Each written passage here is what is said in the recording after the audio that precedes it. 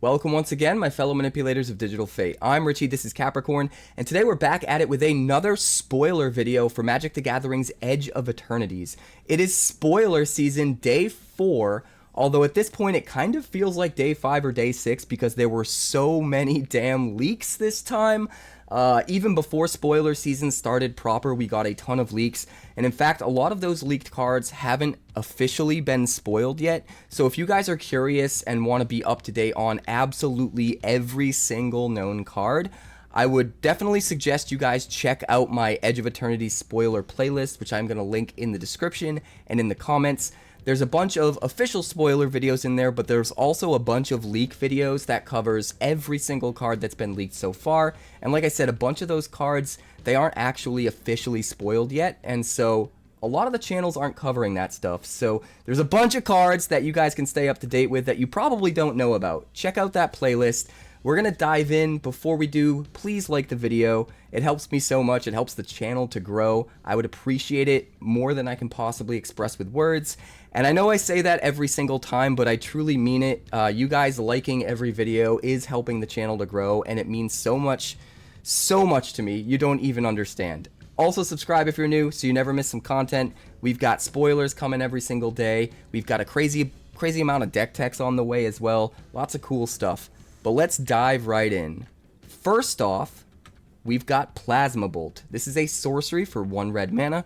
It deals 2 damage to any target, including the face if you need it to, and it also has this Void ability, so it deals 3 damage instead if a non-land permanent left the battlefield this turn or a spell was warped this turn. So it's basically a shock that could be a lightning bolt. It's important to note that this can do damage to literally any target, so if you're in like a sacrifice deck, or you just use a removal spell already in the mid to late game, you can just do 3 damage to your opponent's face with this, just like a lightning bolt, which is kind of cool. Sure, you have to jump through some hoops in order to get that void turned on, but honestly, any non-land permanent leaving or anything being warped, there's a lot of versatility in how you can trigger this. It even counts stuff on your opponent's side. It doesn't have to be your own stuff, but you can also build around it. You can sacrifice stuff to trigger this.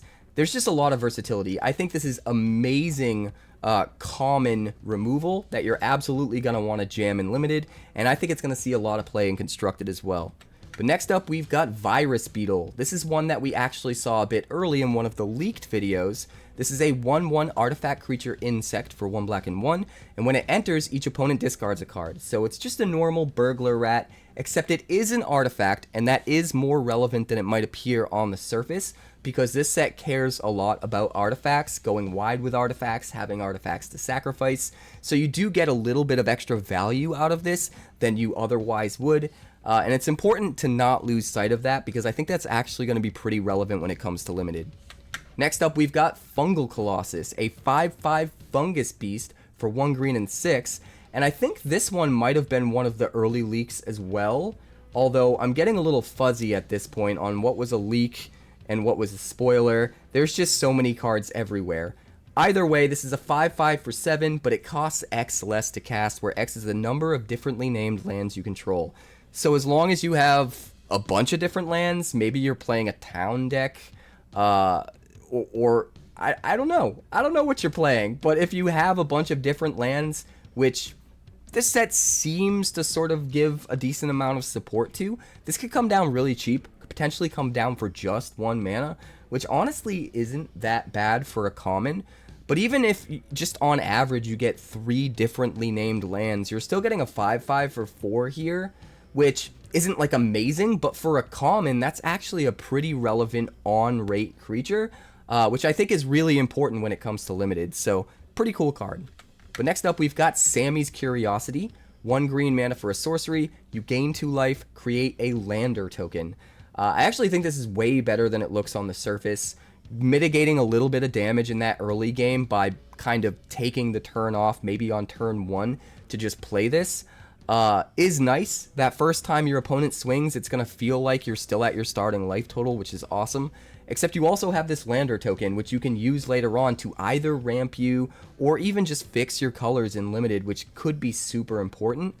Also, it's an artifact. That's something to not lose sight of, because even if you're not using it to ramp, there are plenty of things in this set that care about artifacts, going wide with artifacts, having sacrifice fodder that are artifacts. So there is some versatility baked into this, and I think you could do a lot worse than a card like this at 1 mana when it comes to trying to fix your colors in your deck. But next up, we've got Fell Gravship, and I believe this is the first uncommon of today.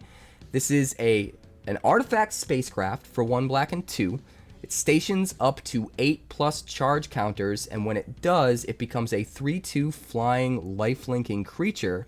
But even prior to that, when it first enters, you mill 3 cards and then return a creature or spacecraft from your graveyard to your hand. So it's sort of like a Gravedigger, except it doesn't give you a body right away. It helps you fill up the graveyard. It does give you an artifact if you need that for some artifact shenanigans.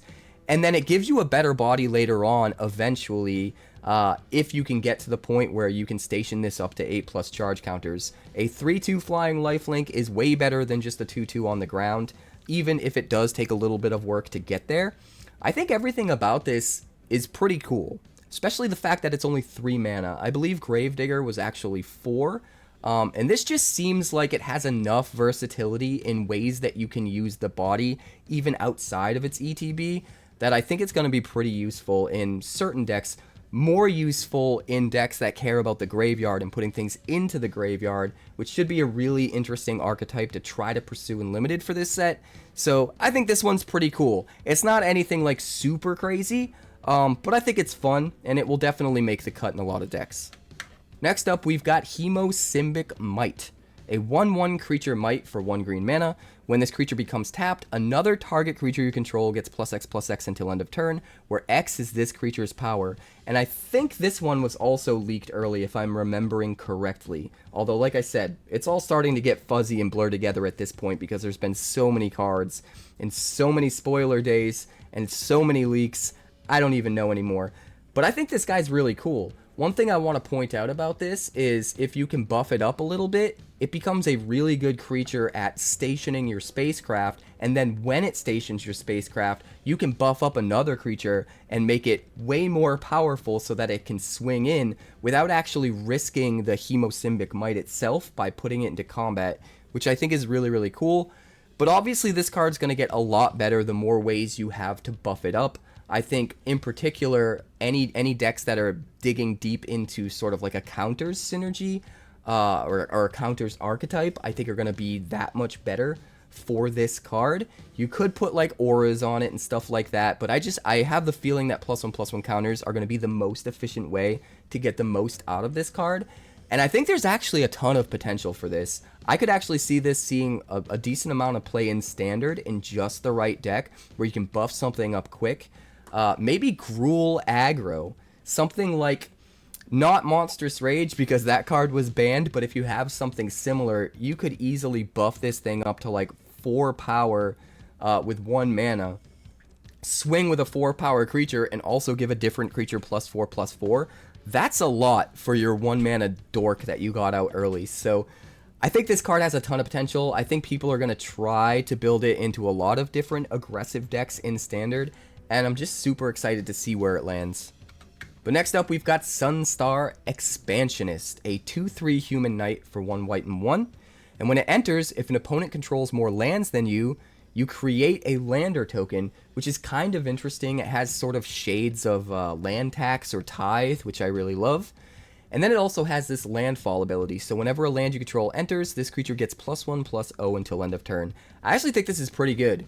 As long as you can consistently play a land every turn, or at least in most of the turns that matter, this is just a 3/3 for 2 basically, that also gave you another piece of board presence that could also potentially be ramp or color fixing or landfall triggers, and at the very least just trigger its own landfall ability. There's just a lot of value packed in both sides of this card, both aspects of it. So I think it's really cool. I don't know how good it is actually, or if it's quite good enough to make the cut in like Standard or anything like that. That's really going to depend on where the set lies once it's all completely spoiled out and we know exactly what the card pool is going to be in the new standard, but there's at least a chance that something like this ends up being relevant, and I think that would be cool. I hope that a deck utilizing this card ends up being relevant in standard, because I think it could be super fun. At the very least, this guy is going to be nuts in limited, because it's a way for white to mana fix, which never happens, and that's the thing to keep in mind with these lander tokens. Most of the time, when you're playing limited and you're trying to go 3 or more colors, you typically have to use green as a base color, because they're the one color that has access to color fixing by finding lands. And that's not necessarily the case with these lander tokens, so it's going to be a lot easier to do like 3 color combinations for decks using lander tokens and not even necessarily include green, which I think is really, really important to keep in mind for limited moving forward. But next up, we've got Kavaron Harrier, a 2/1 artifact creature robot soldier for just 1 red mana, and whenever this creature attacks, you may pay 2. If you do, you create a 2/2 colorless robot artifact creature token that's tapped and attacking, but you sacrifice that token at the end of combat. Pretty interesting here. It's very aggressive, right? You swing in for 2 with a 1 mana guy.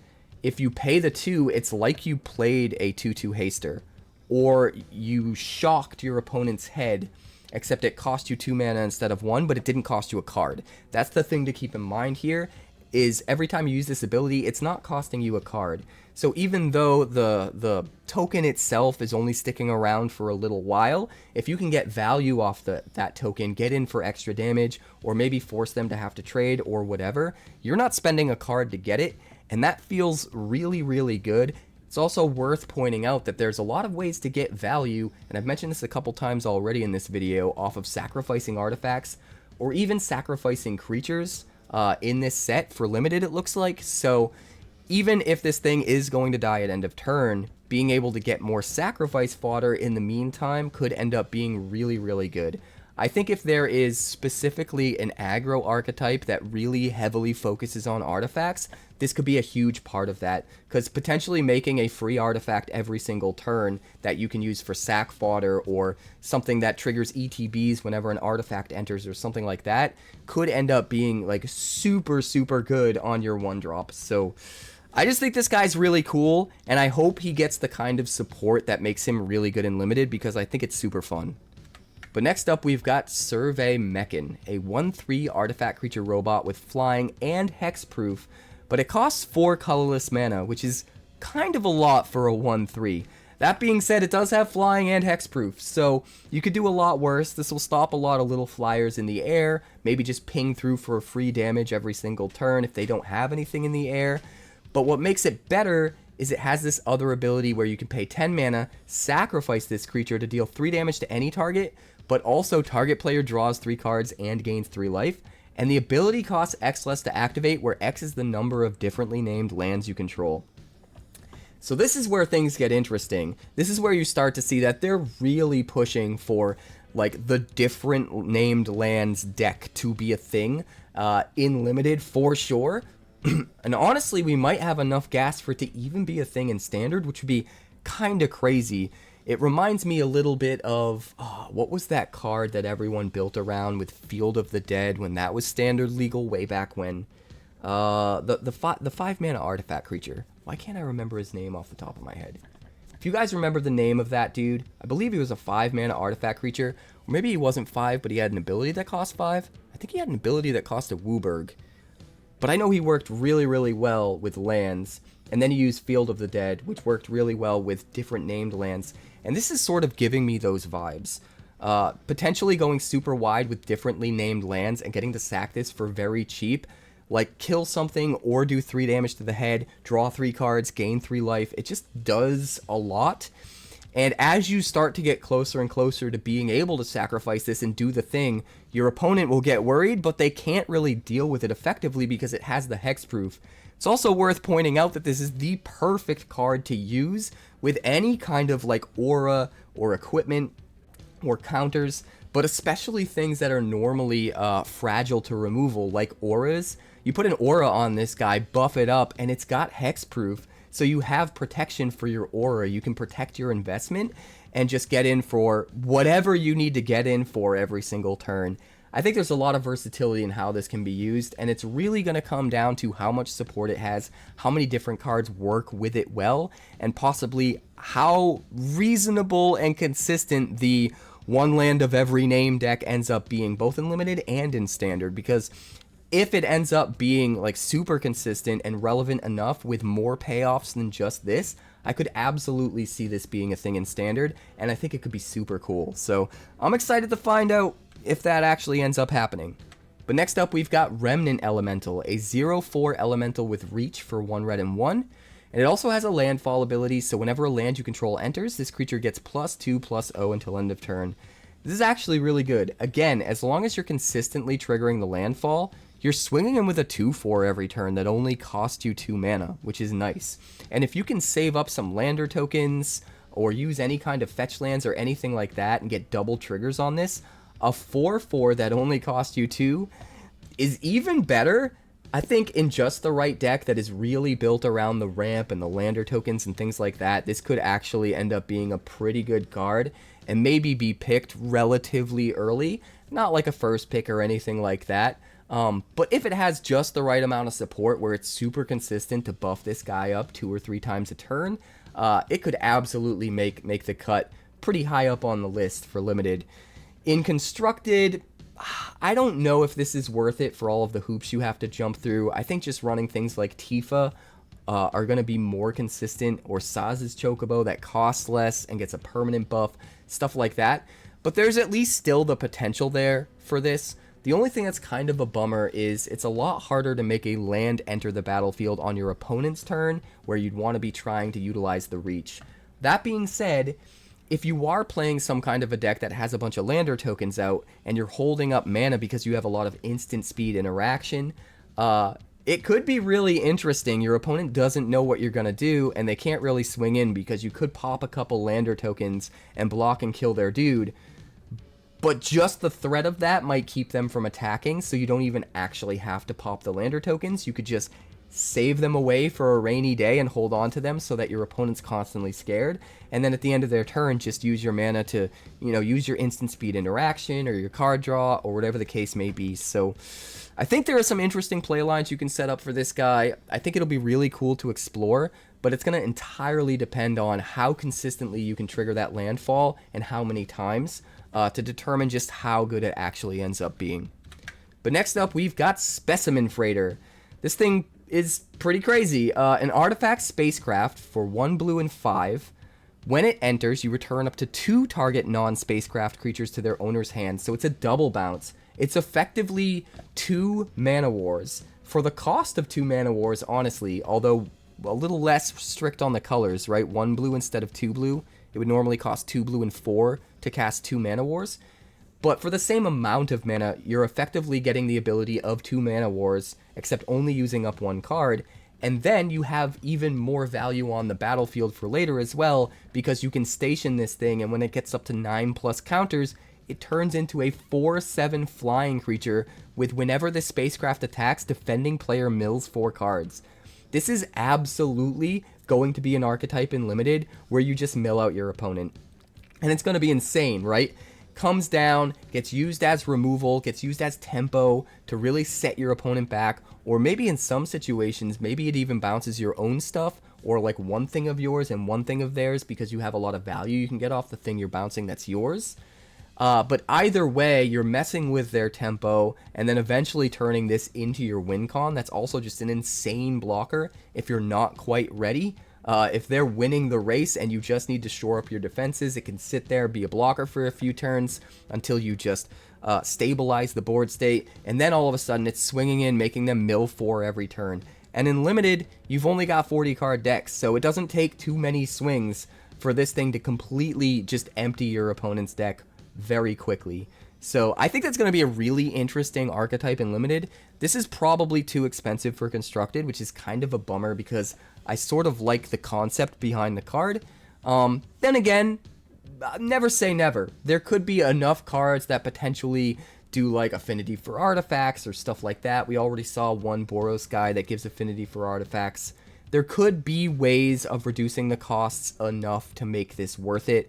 I don't think that will be the case, but I've seen crazier things happen. So I'm going to hold out just a tiny bit of hope in the back of my brain that this maybe is playable in something in Standard somehow. More than likely that's not the case, but in Limited, I think this card is going to be nuts. And again, I need to remind you guys, like I have in every video, that there's so much ramp in this set that you have to kind of look at every card costing like a whole mana less than it actually costs, maybe even 1.5 mana less, because it's so much easier to get to the amount of mana you're going to need for some of these really expensive things than it would be in other sets, just because of so much ramp running around. So this honestly feels more like a 5-drop or a 4.5-drop, and when you start to think of it like it's a 5-drop, it seems way, way more reasonable than it does as a 6-drop. And I think most of the time that's how it's going to feel. It's going to feel like it's a 5-drop because of all the ramp. I think it has a good chance of being a really important card just because of all of the value that it gets you and how crazy of a win condition it can be. Just ending the game so soon. You mill 1/10 of their deck every time it swings. Plus they're drawing a card every turn, at least 1 card. So that's 5 cards gone every turn. That would only take 8 turns even if their deck was entirely full. But by the time you start swinging with this thing, they're probably going to be half done anyway. It's only going to take like 3 or 4 swings and then you win. I think this is just crazy. We'll see. We'll see how good it is. It depends how much support it gets. It depends, you know, how efficiently this can come out. But I think the potential is absolutely there. Next up, we've got All Fate's Scroll, an artifact for 3 colorless mana. It taps for a mana of any color, or you can pay 7, tap it, and sacrifice it to draw X cards, where X is the number of differently named lands you control. So now we see even more payoff for the differently named lands deck, and I think this is absolutely going to be usable in Limited in that archetype. That will be a deck for sure in Limited, and this card will be great. It will color fix you and then give you some late game insane gas to draw into everything you need, your bombs, to just win the game, which I think will be cool. It's a little bit slow as a normal 3-mana mana rock, but still definitely usable and Limited. Where it gets interesting is when you start to consider this for Standard, and if we hadn't seen the other payoffs yet, I would be very hesitant about this, but because we already know there's some really efficient, awesome payoffs for the, 1 land of each name deck, there is a much better chance that something like this could end up seeing play in Standard. 7 mana is a lot. 7 mana is a real lot, so I'm tempted to say no, but at the same time, you got to remember, that deck is probably going to have a ton of ramp. Maybe it's in the form of lander tokens, or maybe it's in the form of just your normal ramp spells that you would normally use to ramp, or maybe it's some sort of combination of both. I think whatever deck is trying to have one of each type of land is also going to be ramping to lands a lot quicker than the normal deck. So I feel like maybe that 7 isn't as big of a deal, but at the end of the day, it is still 7 mana, and 7 mana is 7 mana, especially in Standard. So I'm going to go out on a limb and say this one won't quite be good enough for Standard, but there is a chance. It will definitely be really good in just the right deck in Limited for sure. But next up, we've got Memorial Team Leader. I kind of love this guy. This is a 4/3 Kavu Soldier for 1 red and 3. And during your turn, other creatures you control get +1/+0. This is just a straight up anthem on a pretty statistically relevant body for your 4 mana. Like a 4/3 for 4 is somewhat on rate to begin with. So also antheming all of your creatures' power in the process seems kind of crazy. And the fact that you can warp this in early for 2 mana and just take advantage of that anthem when your opponent doesn't expect it and doesn't see it coming is also pretty good. And then for your 2 mana, not only are you antheming all of your other creatures for that turn, but you can also just tap this guy to station things with the body. Since it won't have haste, it can't attack, and it's going to get exiled at the end of your turn. If you warp it, it won't be able to block. It's really good to have something to use the body for to get even more bang for your buck out of warping this. So warping this in, stationing one of your spacecrafts for, and buffing all of your dudes +1 power that you can swing in, get in for a ton of damage, just seems great. And then it will still come back for 4 mana once you get to 4, which is also really, really good. So again, as an uncommon, I think this is going to be really good. And we've also seen other cards in this set already that really care about Kavu, that get better the more Kavu you have. So if you incidentally have some of those cards, this card gets even better because it's another way to synergize with those cards for just some very low opportunity cost value, while you're still getting everything that you would normally get out of this card. So I think it's really cool. I can't wait to see how deep the well goes with Kavu Tribal. I think it could be really, really cool. And I'm excited to find out once the whole set is spoiled. But next up, we've got Biomechan Engineer. This is another one that leaked early, but we're still going to go over it really quick here now that it's officially been spoiled.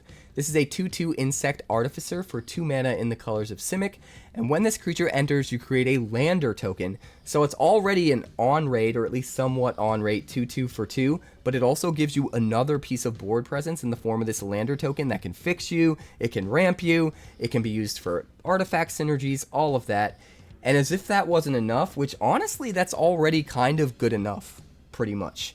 But it gets even better because it has this crazy mana sink where you can pay 8 to draw 2 cards and make a 2/2 robot, which is kind of nuts. It's not limited to once a turn. We've seen abilities like this, like back in Aether Drift, that were exhaust abilities that you could only do it once, and that was still kind of cool for you like commons or uncommons. The fact that you have this really expensive ability here that doesn't have that limit, that you could just do every turn if you have enough mana, seems crazy. And it's not like spending all that mana doesn't impact the board at all, because you're not only drawing the 2 cards, you're also making a 2/2. So even if all that 2/2 does every turn is chump block their big win condition they're trying to kill you with, that's still buying you all the time you need to keep pumping mana into this and drawing into your deck to find your removal or find your win condition. I just think this is awesome. And again, this is another card that makes me feel like I need to remind you guys that there's so much ramp in this set, the Lander tokens and everything else, that 8 mana is not going to feel like 8 mana. I think it's going to be a lot easier to get there. But what's great about this card is even if you don't get there, it's still good enough. Like, it still gives you 2 pieces of board presence for 1 card, and one of them is a somewhat on-rate creature that can trade okay if you need to. And that's enough. So I think this card is kind of nuts. I think I've said that about a plenty of cards so far in this video, but I truly think this one's going to be a standout and very, very important and limited. But next up, we've got All Fates Stalker, and I'm kind of loving the art on this. This is a 2/3 Drix Assassin for 1 white and 3. You can warp it for 1 white and 1, and when it enters, you exile up to 1 target non-assassin creature until this creature leaves the battlefield, which is really interesting. So you warp it in, and it basically just gets rid of the creature temporarily. It lets you basically get them out of the way so that you can swing in, which means this is absolutely going to be more useful in an aggressive deck than it would be in a defensive deck. But that being said, there is more value to be had here. You can still station with the 2 power, that sort of thing. And then when you finally do play this for the 4 later on, which I'll admit is a lot, you do get to exile that creature essentially forever until they get rid of the All Fates Stalker, which they'll eventually do. It's definitely below rate for where you want a creature to be like this without taking warp into consideration, and because the warp is only a very temporary thing that can only be used in very specific situations, essentially just getting rid of a blocker, it's not as useful as I'd like it to be. So this is one I'm kind of bummed about. I wish it was just a little bit better, but at the same time, when I'm sitting across the table from it, I'm gonna be very glad that it's not a little bit more better, a little bit more better. Clearly, I'm tired. It's okay. We're gonna get through this together, guys. We're gonna get through it. I think the card is cool. I just wish it was pushed just a little bit more. But next up, we've got Monoist Circuit Feeder. This might be the last uncommon of the day. A 4/4 artifact creature Nautilus with flying for 2 black and 4.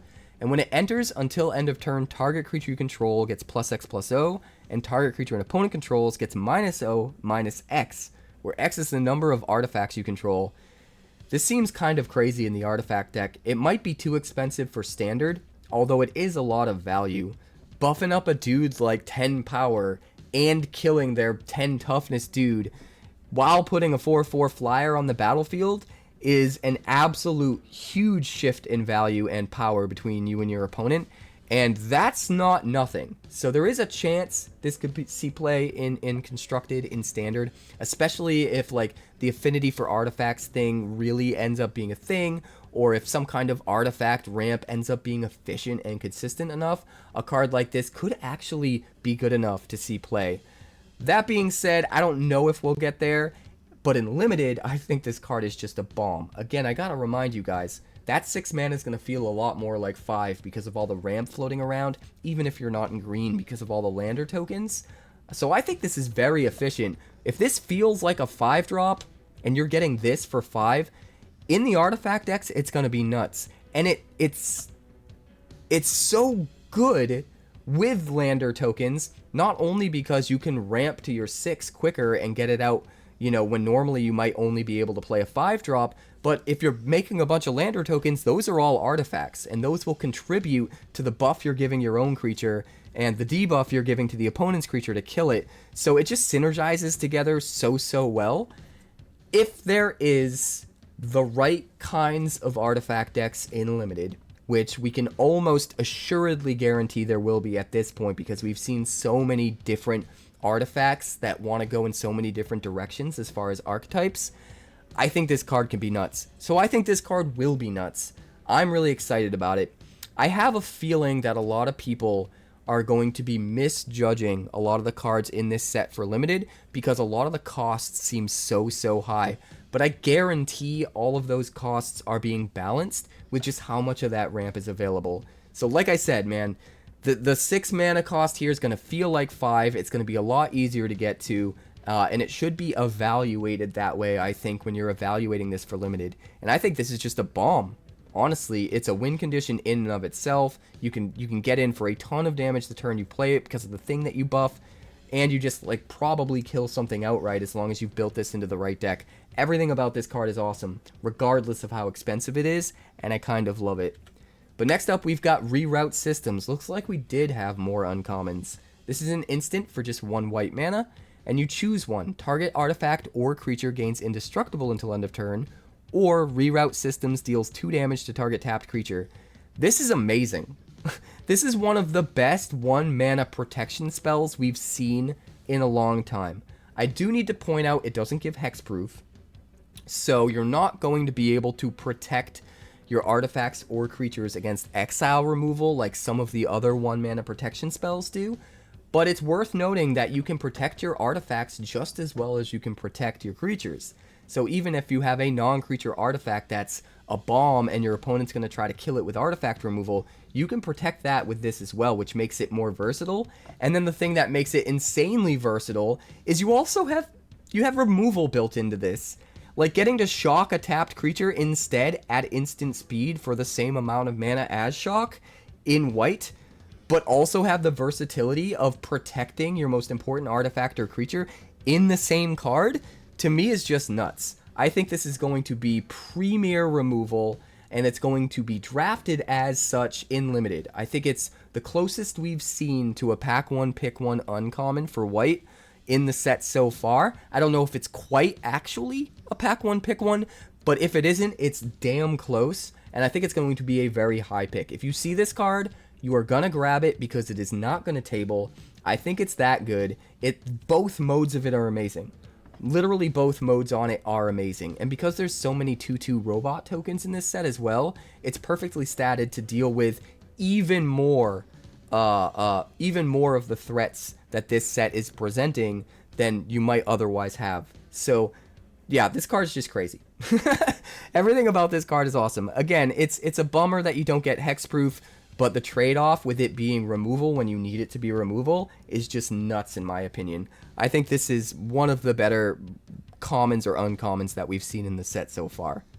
But next up, we've got Roving Actuator, another uncommon. This is a 3/4 artifact creature robot for 1 red and 3, and it just has a void ability. When this creature enters, if a non-land permanent left the battlefield this turn, or a spell was warped this turn, exile up to 1 target instant or sorcery card with mana value 2 or less from your graveyard, copy it, you may cast the copy without paying its mana cost. This seems awesome. This seems really, really good. Just recast a 2-cost like Piece of Removal or Piece of Card Draw or whatever just for free. And you have a 3/4 body for your 4 mana as well. And it's an artifact for your synergies with artifacts. Everything about this is awesome. And I just love how easy it's going to be to trigger Void. Like, I think people are just really going to overlook that. Like, I should even point out the fact that it only cares about a non-land permanent leaving the battlefield. It doesn't have to die. It doesn't have to go to the graveyard. It doesn't have to be exiled. You could literally flicker something and trigger all of the Void. And since there's so many ETB value, pieces of value in this set, Flicker is that much better. And if you flicker a Void creature, it'll come back as its full self and stay once it gets done getting flickered, which gives you even more incentive to synergize with Flicker. I've said it before in pretty much every video, and I'm going to say it again. Flicker decks are going to be absolutely nuts in the new standard. They're going to be one of the tier 1 decks for sure, and there's going to be so many different varieties and flavors of how you can brew Flicker decks, so I don't know which one's going to rise to the top, but we are absolutely going to explore every possible option during early access, and I can't wait. We don't know the exact date for early access yet, but I can assure you guys I will be taking part in it, and just like I do every set, I'm going to be doing a 24-hour marathon stream while the early access servers are open, so we will be trying out every single deck we can possibly come up with under the sun. And it's going to be wild. And those decks will start hitting the YouTube channel that same day with a deck tech every single day for as many crazy new brews as we can come up with. So if you have ideas about crazy new brews we should try to brew with this set, definitely let me know in the comments. We're going to be looking to do some pretty crazy stuff. And all of that's happening over on Twitch. All of my live streaming, guys, all of my behind the scenes stuff, it all happens on Twitch until I can get things to where they need to be for the YouTube channel. And then I show you the curated stuff over here. So if you're interested in taking part in things while they're live, hanging out with me, chatting, all that stuff, head on over to twitch.tv/quarantinecapricorn. Because if I'm alive and I'm breathing, I'm there and I'm streaming. But I'm not right now. I'm recording this video for all of you. So let's get to the next card. Next up, we've got Pulsar Squadron Ace. Man, the uncommons just don't stop today. This is a 1/2 human pilot for 1 white and 1. And when this creature enters, you look at the top 5 cards of your library. You may reveal a spacecraft card from among them, put it into your hand, put the rest on the bottom of your library in a random order. If you didn't put a card into your hand this way, put a +1/+1 counter on this creature. I think this guy's really good in a lot of subtle ways. It's worth noting that she's got 2 very relevant creature types, both human and pilot. At the very least, you get a 2/3 for 2, but it's actually a little bit better than 2/3 for 2 because it's going to have a counter on it. So anything that cares about counters, that synergizes with counters, is actually going to be even better with this guy. And the only time you're not going to get that counter to be able to turn on those types of synergies is if you find a spacecraft, which ends up being just even better because you get even more card advantage. You find one of your hopefully bomby spacecraft that's just going to do even more for you than the +1/+1 counter would. So I think everything about this is sort of primed to be really great and limited. Will it be good enough and constructed? I guess if there's a spacecraft deck with good enough spacecraft, this could be an important piece if you can consistently hit one every time you play it. Just having a thing that finds your spacecraft, gets you some card advantage, and then can also be used as a body to start stationing spacecraft is not nothing. So there's a chance if the spacecraft deck is good enough and consistent enough and efficient enough, a card like this could end up making the cut. But we're definitely going to have to wait until the entire set is spoiled and until we test some things probably during early access. The potential is there though. I think in limited, this card's going to be really, really good. If the spacecraft deck in limited is really good. If there's just enough good value in spacecraft to really go deep into that kind of an archetype, I think this could be really great. But next up, we've got Siege Ship Broodtender. The uncommons seem to never end today. This is a 2/3 insect citizen for 2 mana in the colors of Golgari. When it enters, you mill 3 cards, which will be good for certain archetypes in limited for sure. And then you can pay 5 mana, sacrifice this creature, return target creature or spacecraft card from your graveyard to the battlefield, activate only as a sorcery. I mean, this is your normal 5 mana reanimate a big thing except it can also hit a spacecraft, and it also gives you a little bit of board presence in the meantime. A 2/3 for 2 that, if you're not ready to reanimate something, at least can hold down the fort, be a decent blocker, maybe trade with a creature if you're desperate, but no matter what, mill some cards so that you set up your graveyard with some value, so that if you do get to 5, you can just activate the thing and do it.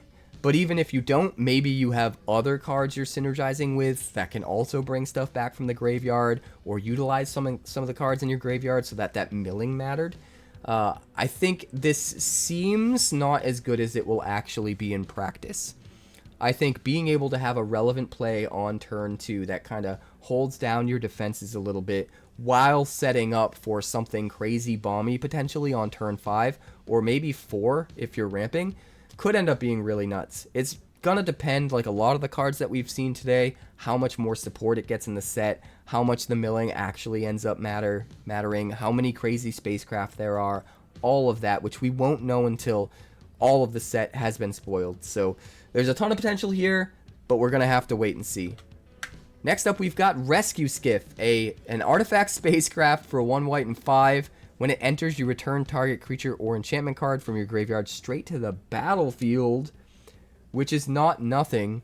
You could actually use something that reanimates an artifact to get this back from the graveyard, and then immediately get an enchantment back or a creature back from the graveyard with this, and then you just get even more value, which seems kind of cool.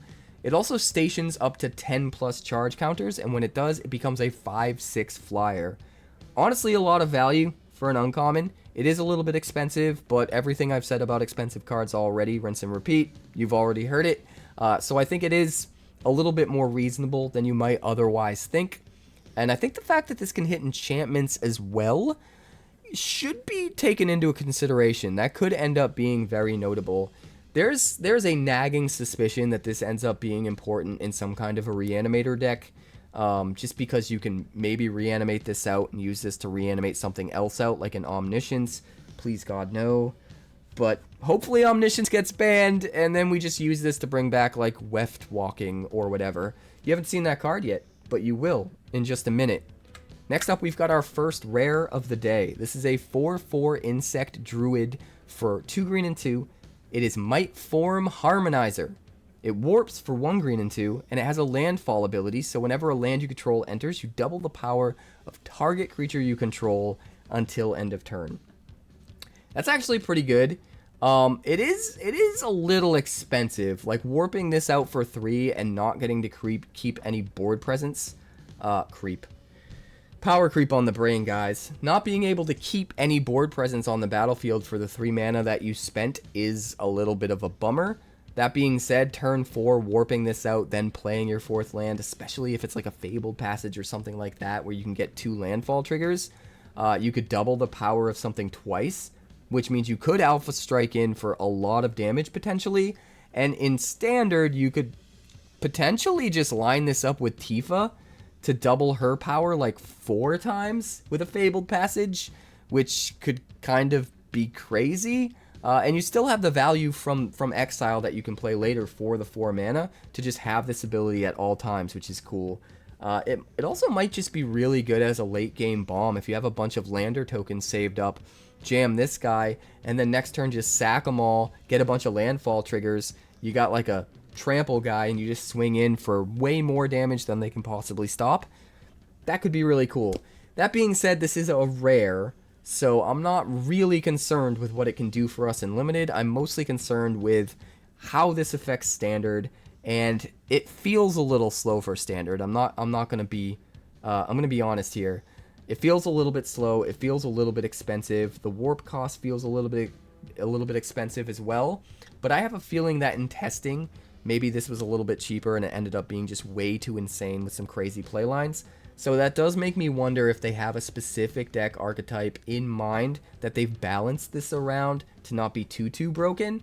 There's definitely potential for landfall decks to be absolutely absurd in the new standards. So there sure is a chance. There sure is a chance. I can't really envision exactly where this ends up being efficient enough to make the cut. But I'm sure some of you guys out there have some crazy ideas. It probably involves Tifa, So let me know how you're feeling about this card in the comments and how you'd want to build it, because there's definitely potential. But next up, we've got Diadrene Synthesis Amalgam. This card kind of reminds me of Hydroid Krasis, except a little bit more fair. This is a 0/1 legendary artifact creature construct for 2 mana plus X in the colors of Selesnya.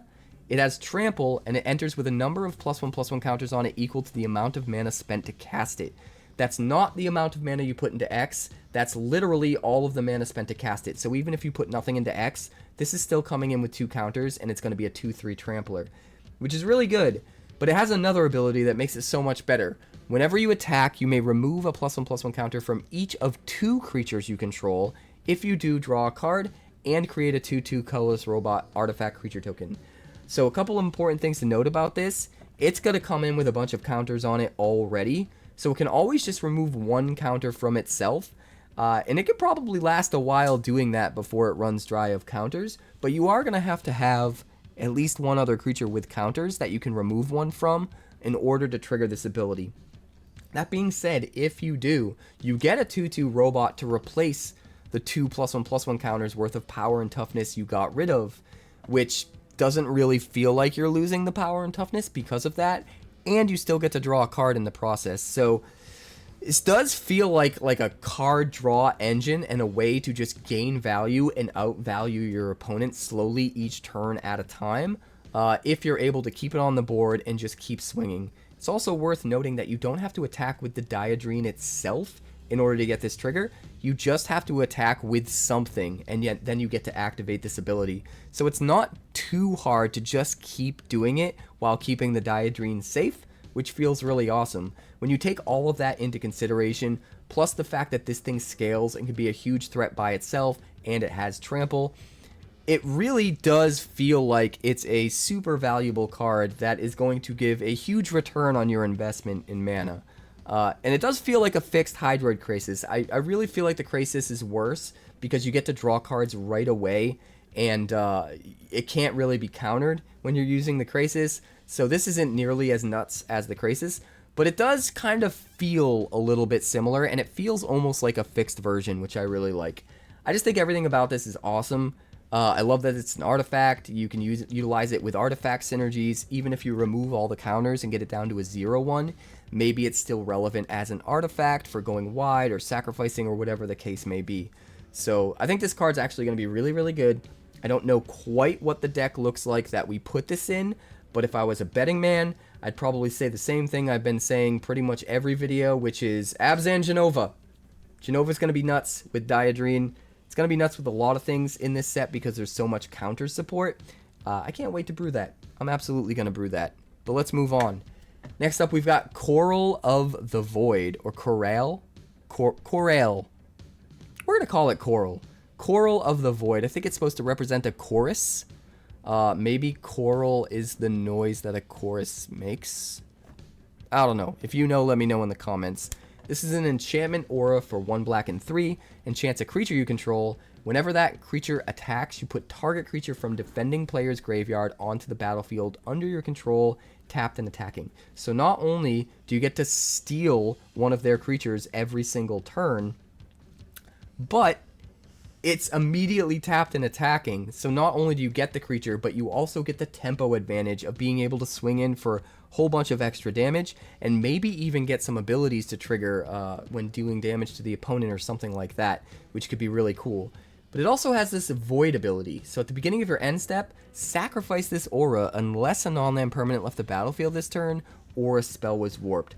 So you do have to keep feeding the Void, right? Which can get a little bit tricky. But at the same time, if you're swinging in with at least 2 creatures here, the one that has the Coral and the one that, the creature that you're stealing from the opponent, there's a good chance that your opponent's going to have to block with something and have something on their side die, or at the very least trade with one of your creatures. And if that's the case, that will trigger the Void, and then you won't have to worry about it.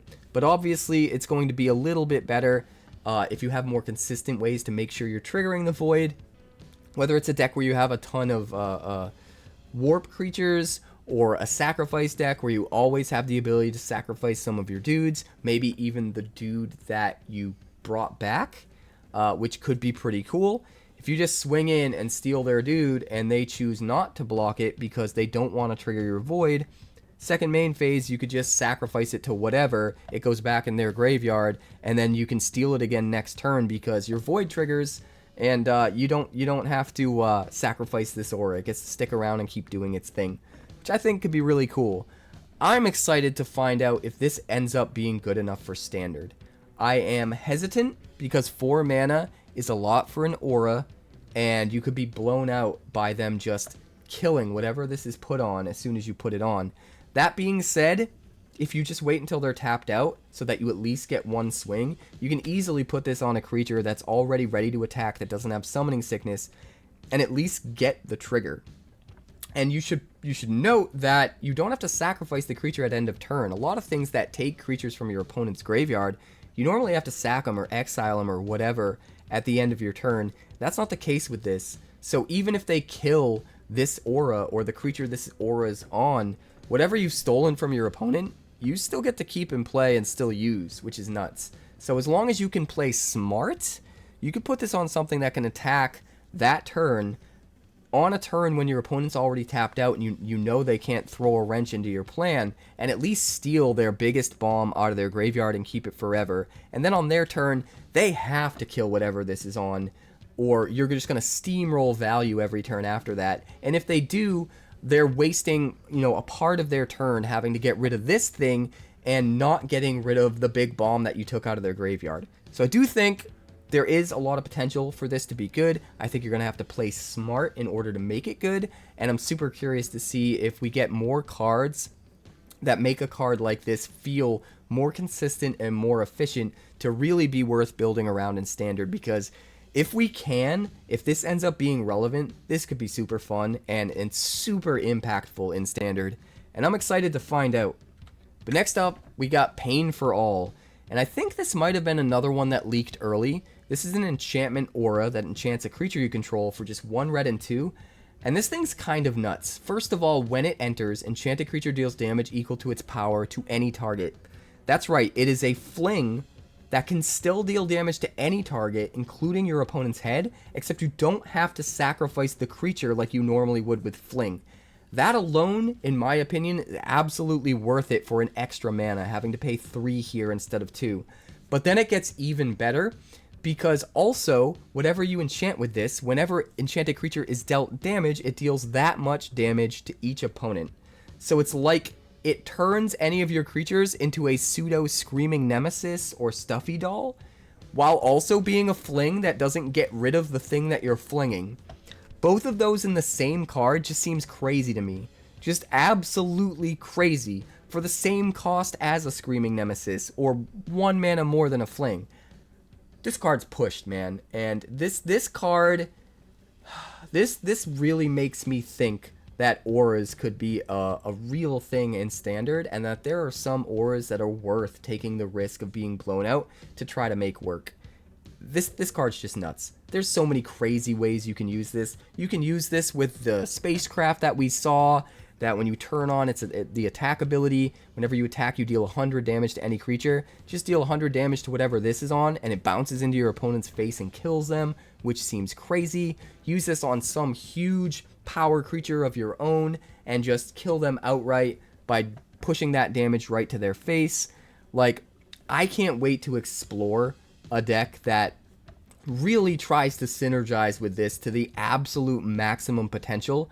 So if you guys have ideas, I know I say that a lot, but honestly, if you guys have ideas about the ways to get the absolute most potential out of this card and do some really crazy things with it, definitely let me know in the comments. We're going to build the decks, man, and it's going to be crazy, and this card is definitely one of the crazy ones.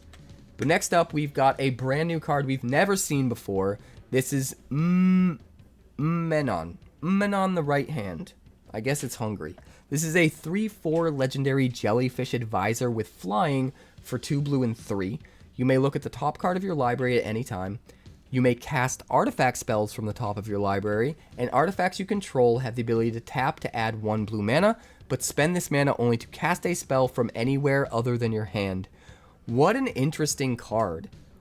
All of your artifacts become mana rocks that can only make blue, and only to cast spells from anywhere other than your hand. But it has a way built in to cast spells from places that aren't your hand, right? You can cast all your artifact spells from the top.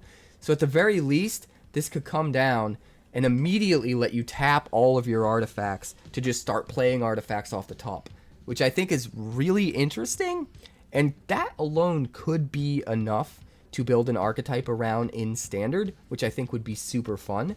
But I feel like there's other ways to really break this card, other ways to synergize with playing things from somewhere that isn't your hand. Maybe it's warp creatures, which we're not really going to know until the entire set is spoiled, but there's definitely potential for there being a crazy warp deck that uses a bunch of artifacts and then uses the mana to play things from exile to play those warp cards. My voice just cracked because I'm exhausted. I apologize, but I think there's potential there, and there's probably even more potential to play things, other things from places other than your hand. Maybe you can pair this with adventure creatures, because adventures are still going to be in Standard after rotation. There's potential there for sure. Maybe you could play this in some kind of a play from exile deck with red cards that exile things and let you play them until the end of your next turn, stuff like that. There's a lot of different ways you can try to brew around this, and I'm not sure which is going to be the most efficient or the most impactful, but either way, there's definitely potential here. There's definitely some kind of deck that this is going to exist in that's going to be really good. The question is it going to be good enough to make the cut with all of the other tier 1 decks? And that's hard to say. Maybe you play this in the 𝐼𝐿𝐼𝐿 synthesizer deck so that you can just pop off and trigger the synthesizer like 3 times in the same turn. That could be crazy. I definitely feel like there's potential for this card. So if you have ideas, again, just like a lot of the cards, let me know in the comments, because we got to brew these decks. We got to brainstorm, and we got to hit the ground running, because early access is going to be crazy. I already have so many crazy ideas logged, just written down in my notes. I can't wait. But next up, we've got Sunstar Chaplain, a 3/2 human cleric for 1 white and 1. At the beginning of your end step, if you control 2 or more tapped creatures, you put a +1/+1 counter on target creature you control. Kind of good. It's a 3/2 Luminarch Aspirant as long as you have 2 tapped creatures, which works decently well with the survival mechanic as well. I think cards with the survival mechanic are going to be making a comeback in Standard, synergizing with cards like this, because we've seen a couple other things that care about tapped creatures as well. And then it also has this ability to pay 2 and remove a counter from a creature you control to tap target artifact or creature. That's also pretty good, honestly. It's just this extra sort of gravy that you can tap into every now and again, and just, you know, tap things down to make sure you're able to swing in, so that when you're swinging in, your creatures are then becoming tapped, so that you can trigger this ability to get another counter, so that you have more counters to tap down the thing, so that you can keep swimming in. Swinging in, not swimming. Why did I say swimming? Maybe it's because I'm hot, and I'd really like to go swimming and cool off. It's crazy here, guys. It's so hot. Summer is nuts in the Northeast. But anyway, I digress. I think this card is really good. I think it's going to feel almost as good as Luminarch Aspirant. Maybe as good. Getting the counters at end step instead of combat does definitely feel like a fixed Luminarch Aspirant. And it also is worth pointing out, this has 2 very relevant creature types, human and cleric. I think this guy has so much potential to be huge in Standard.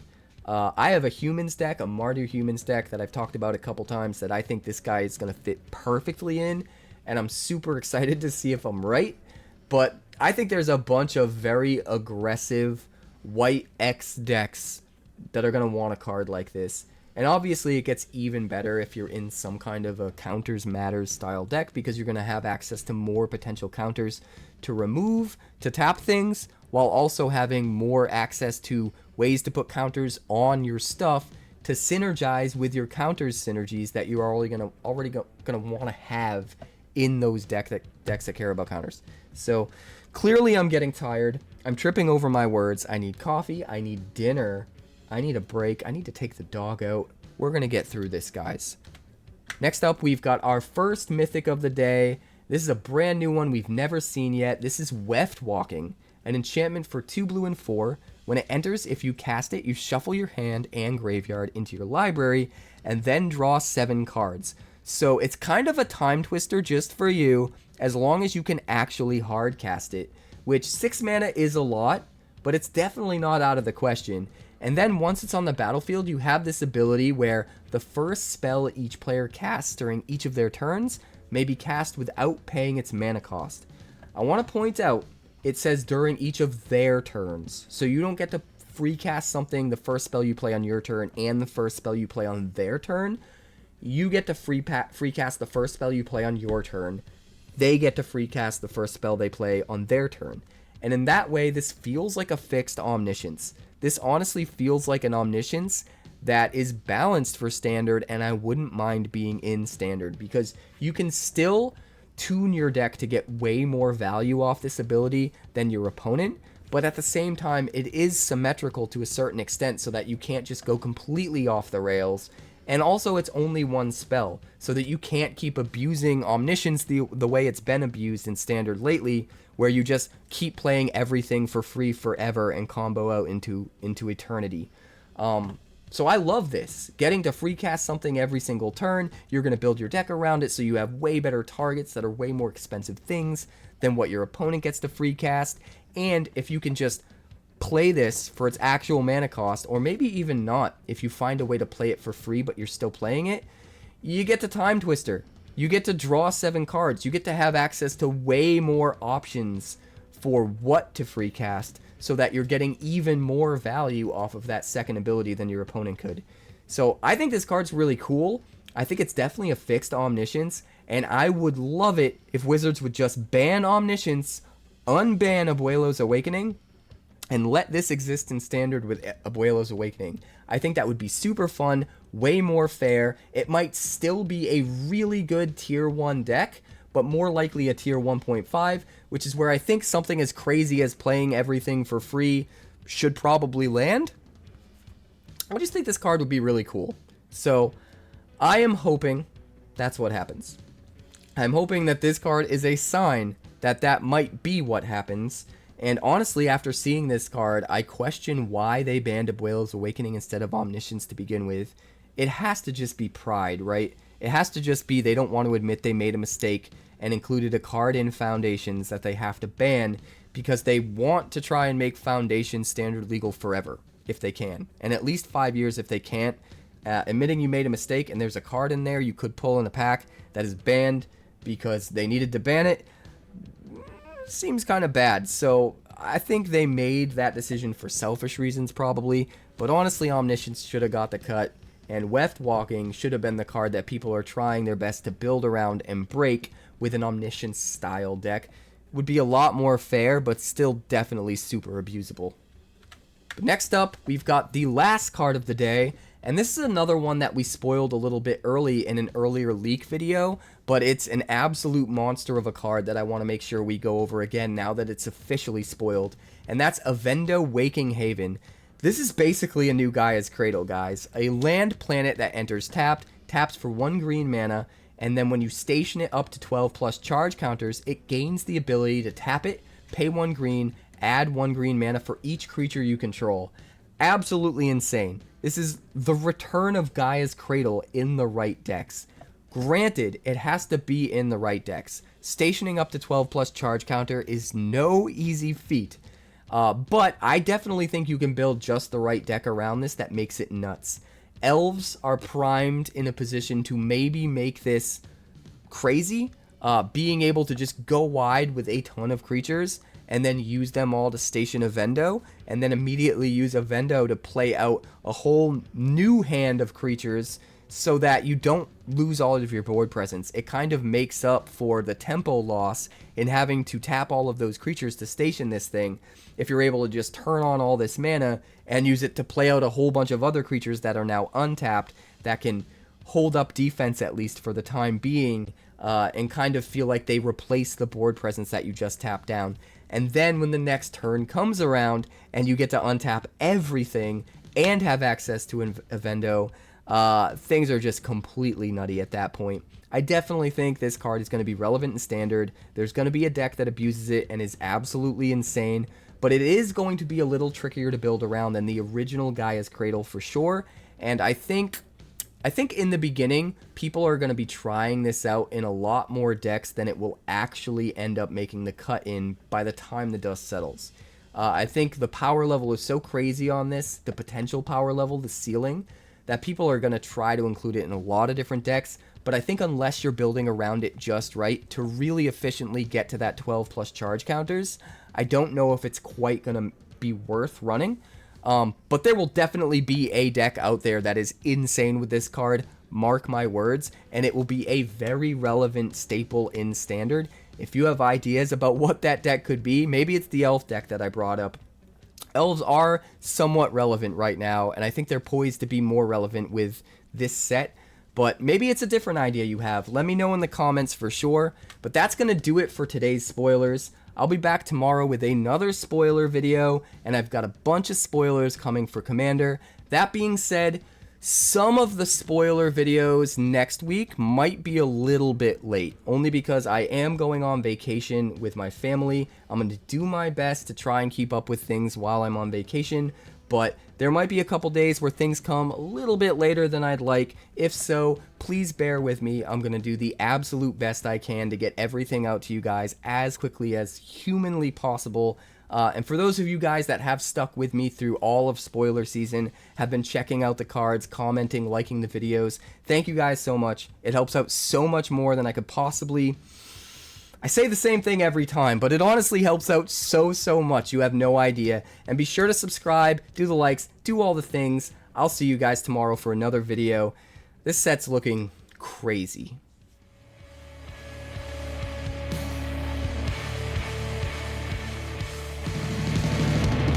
Thanks so much for checking out my channel. I'd like to give a huge shout out to all of my patrons over at Patreon. Without you guys, this channel would not be possible, so honestly, thank you from the bottom of my heart for all of your contributions. If you haven't yet, like and subscribe. The more likes we get and the quicker we get them, the bigger this channel will grow and the faster it will grow. I'd love nothing more than this channel to become something very special for you guys, but it's entirely up to you how fast that happens. Also, if you'd like more deck text, that's somewhere over there. And if you'd like to see what else the channel's been up to lately, that's somewhere up that way. Also, subscribe, circle below, do all the things.